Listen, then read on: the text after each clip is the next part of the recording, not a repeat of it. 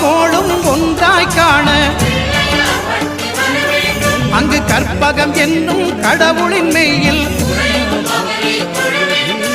சூரியன் முதலாய் 9 கிரகமும் பலவித குணங்களை கொண்டிருக்கும் எங்கள் கற்பக தருவில் அவை வரும்போது ஒன்றாய் சேர்ந்து பலனளிக்கும்.